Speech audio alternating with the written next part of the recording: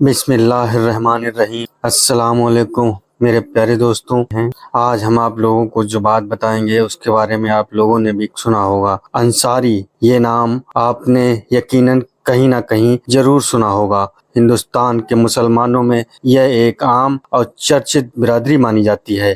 آپ ملک کے کسی بھی حصے میں چلے جائیے، اگر وہاں مسلم آبادی ہے تو یقیناً انصاری بھی وہاں موجود ہوں گے۔ گاؤں ہو یا شہر، قصبہ ہو یا محلہ، ہر جگہ ان کا موجود ہونا پایا جاتا ہے۔ اب سنیے، اسلام میں حقیقت میں کوئی جات پات کا نظام نہیں ہوتا، نہ کوئی اونچا ہے نہ کوئی نیچا، نہ کوئی بھید بھاؤ ہے۔ اسلام ہر شخص کو برابری کا درجہ دیتا ہے، مگر جو مسلمان ہندوستان اور اس کے پڑوسی ملکوں میں بستے ہیں وہ صدیوں سے ایسے ماحول میں پرورش پا رہے ہیں جہاں جات پات کا ڈھانچہ کافی گہرائی سے موجود ہے۔ کہا جاتا ہے کہ ان دیشوں کی فضاؤں میں ہی جات کا اثر بسا ہوا ہے، جیسے ہندوستان، پاکستان، نیپال، بنگلہ دیش۔ ایسے ماحول میں جیتے جیتے مسلمان بھی نظام سے پوری طرح الگ نہیں ہو سکے۔ نتیجہ یہ کہ آج مسلمانوں کے درمیان بھی مختلف برادریاں موجود ہیں، اور انہی میں سے ایک مشہور نام ہے انصاری۔ اب جب بھی انصاری کا تذکرہ ہوتا ہے تو ایک سوال بار بار اٹھتا ہے، آخر یہ انصاری ہیں کون؟ ان کا تعلق کس جگہ سے ہے؟ کیا یہ لوگ ہمیشہ سے بھارت میں رہ رہے تھے یا ان کا رشتہ عرب سے ہے؟ کچھ انصاری بھائی یہ بھی دعویٰ کرنے لگتے ہیں کہ ہم تو مدینہ کے انصار قبیلے کی نسل سے ہیں۔ تو سچائی کیا ہے؟ کیا واقعی ان کا ناطہ مدینہ کے مشہور انصار سے ہے یا محض ایک خیالی تصور ہے؟ ساتھ ہی ایک اور اہم سوال اٹھتا ہے، کیا ان کا کوئی رشتہ حضرت ابراہیم علیہ السلام سے بھی جڑتا ہے یا ان کا یہودیوں سے کوئی تار جڑ رہا ہے؟ ان تمام باتوں کو سمجھنے کے لیے ہمیں وقت کے پردے کو چیر کر لگ بھگ 4000 سال پیچھے جانا ہوگا۔ یہی زمانہ جب اللہ تعالیٰ نے اپنے ایک عظیم رسول حضرت ابراہیم علیہ السلام کو اس دنیا میں بھیجا تھا۔ تاریخی کتابوں میں یہ بات بالکل واضح طور پر درج ہے کہ آج دنیا میں جتنے بھی عرب لوگ ہیں اور یہودی قوم ہیں، وہ سب کے سب حضرت ابراہیم علیہ السلام کی اولاد میں سے ہیں، جنہیں انگلش میں ابراہم کہا جاتا ہے۔ حضرت ابراہیم علیہ السلام کے دو بیٹے سب سے مشہور ہیں، حضرت اسماعیل علیہ السلام اور حضرت اسحاق علیہ السلام۔ حضرت اسماعیل علیہ السلام کی نسل سے تمام عربوں کی نسل آگے بڑھی، اور حضرت اسحاق علیہ السلام کی اولادوں میں سے بنی اسماعیل اور یہودی نسلیں موجود ہیں۔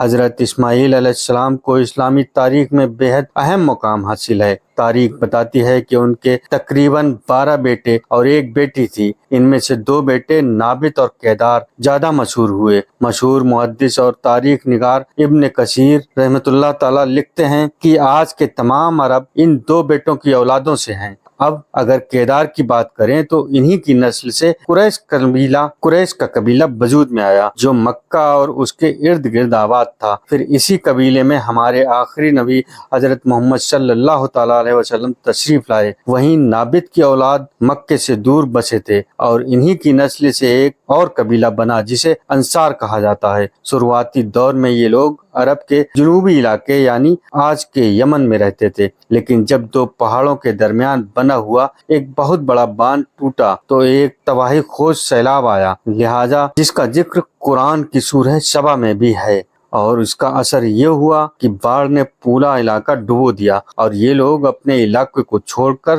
سردار کی رہنمائی میں نئی جگہوں کی تلاش میں نکل پڑے۔ ملک عرب میں بہت گھومتے رہے اور آخرکار پہنچے یثرب نام کی جگہ پر، جو آج کے دور میں مدینہ کہلاتی ہے۔ یہاں پہنچ کر انہوں نے بسنا شروع کیا۔ ان کے سردار حارثہ کے یہاں 2 بیٹے اوس اور خزرج، انہی سے آگے چل کر 2 شاخائیں بنی، اوس قبیلہ اور خزرج قبیلہ۔ اس دور میں مدینہ پر یہودی قبیلوں کا راج ہوا کرتا تھا، جیسے کہ بنو قریظہ، بنو نذیر اور بنو قینقاع، اور اوس اور خزرج جیسے انصاری قبیلے ان یہودیوں کے ماتحت ہو گئے۔ یہاں تک کہ کئی اتہاس کاروں کے مطابق یہ لوگ یہودیوں کو ٹیکس بھی ادا کرتے تھے، इसी वजह से कुछ का मानना है शायद यह लोग इस्लाम से पहले यहूदी ही रहे हों, जबकि कुछ दूसरे तारीखदां कहते हैं कि ये लोग मक्का वालों की तरह बुत परस्त थे। वक्त गुजरने के बाद अंसारी कबीले का असर मदीना में बढ़ने लगा और यहूदी सरबराहों को यह बात नागवार गुजरी। उन्होंने साजिशों का सहारा लिया और औस व खजरज के दरमियान अदावत पैदा कर दी। पहले जो भाई थे वो एक दूसरे के जानी दुश्मन बन बैठे। यह हालात तब तक रहे जब तक हमारे प्यारे नबी हजरत मोहम्मद सल्लल्लाहु अलैहि वसल्लम मदीना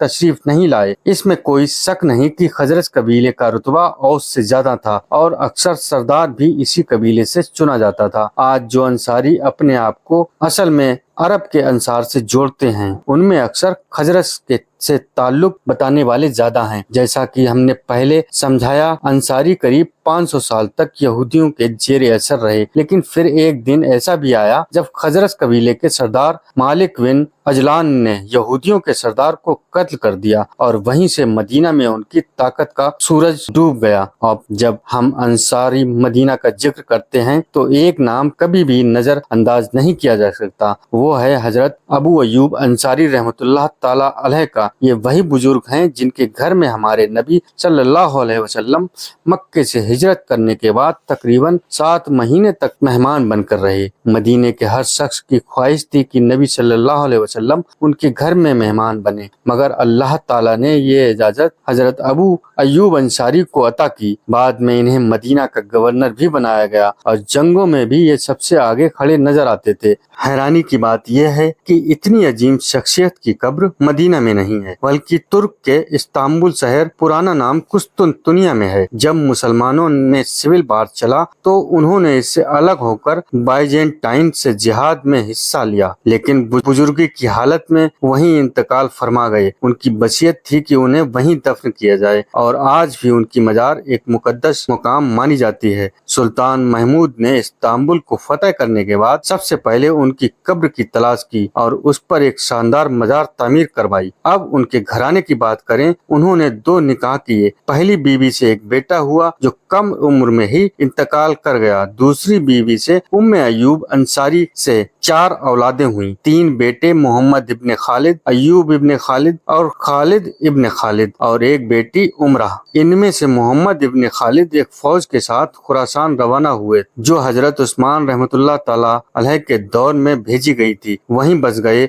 और उनकी नस्ल अफगानिस्तान के बल्ख और हेरात में आबाद हुई। साल 1006 में इन्हीं अफगानी इलाकों में एक अजीम शख्स पैदा हुआ, ख्वाजा अब्दुल्लाह अंसारी, एक सूफी आलिम, शायर और पीर जिन्हें पीरे हेरात कहा जाता है। कई हिंदुस्तानी अंसारी इन्हें अपना जद्द अमजद मानते हैं और दावा करते हैं कि उनके 5 बेटे हिंदुस्तान के अलग अलग इलाकों में आ बसे थे। कुछ कहते हैं कि ये दिल्ली सल्तनत के दौरान आए, कुछ कहते हैं बाबर के साथ आए, मगर जो बात बहस का बायस बनती है वो ये है क्या वाकई भारत के तमाम अंसारी इन्हीं की नस्ल से हैं? ज्यादातर इतिहासकार और जानकार इस बात को ठोस सबूतों के बिना मानने से इनकार करते हैं। इतिहास की किसी पक्की किताब में ऐसा कोई दस्तावेजी सबूत नहीं मिलता कि हिंदुस्तानी अंसारी हजरत अबू अयूब अंसारी की नस्ल से हैं। ये बात महज एक मौखिक रिवायत की तरह पीढ़ी दर पीढ़ी चली आ रही है। दूसरी तरफ इतिहास यह भी बताता है कि भारतीय अंसारी असल में यहीं के बुनकर यानी जुलाहे थे